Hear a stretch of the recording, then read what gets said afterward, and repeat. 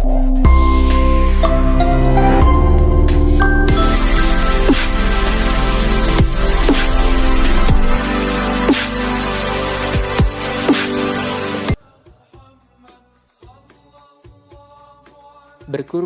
merupakan salah satu bentuk syiar Islam yang disyariatkan berdasarkan dalil Al-Quran, Sunnah Rasulullah Sallallahu Alaihi Wasallam dan ijma para ulama. Allah Subhanahu Wa Taala berfirman, "Fasholli li rabbika wanhar." Maka sholatlah untuk Rabbmu dan berkurbanlah.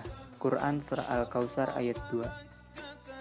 Asal mula kurban sendiri berawal dari lahirnya Nabi Ismail alaihissalam. Pada saat itu dikisahkan bahwa Nabi Ibrahim alaihissalam tidak memiliki anak hingga di masa tua, lalu beliau berdoa kepada Allah, "Ya Tuhanku, anugerahkanlah kepadaku seorang anak yang termasuk orang-orang yang soleh." Quran Surah As-Saffat ayat 100.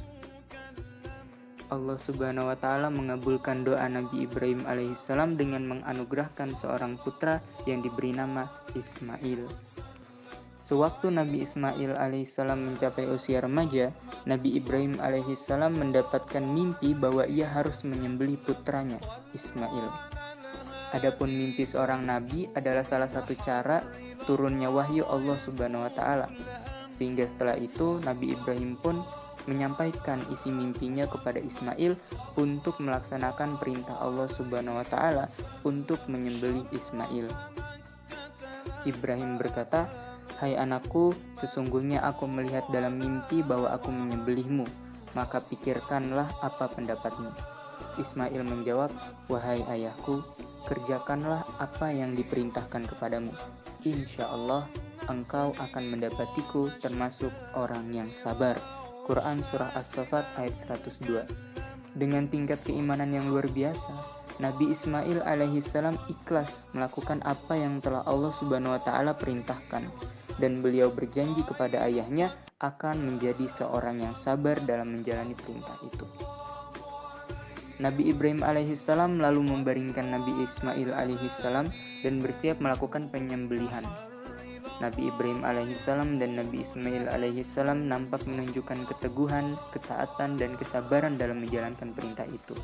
Namun, saat Nabi Ibrahim alaihissalam hendak mengayunkan pedang, Allah Subhanahu wa Ta'ala menggantikan tubuh Nabi Ismail alaihissalam dengan sembelihan besar, yakni berupa domba jantan dari surga yang berwarna putih, bermata bagus, dan bertanduk. Kemudian Allah Subhanahu wa Ta'ala berfirman, "Hai Ibrahim, sesungguhnya kamu telah membenarkan mimpi itu, sesungguhnya demikianlah kami memberikan balasan kepada orang-orang yang berbuat baik. Sesungguhnya ini benar-benar suatu ujian yang nyata, dan kami tebus anak itu dengan seekor sembelihan yang besar." Quran Surah As-Saffat ayat 104-107. Kejadian tersebut menunjukkan suatu mukjizat dari kebesaran Allah Subhanahu wa Ta'ala yang menegaskan sampai sejauh mana cinta dan ketaatan mereka kepada Allah Subhanahu wa Ta'ala.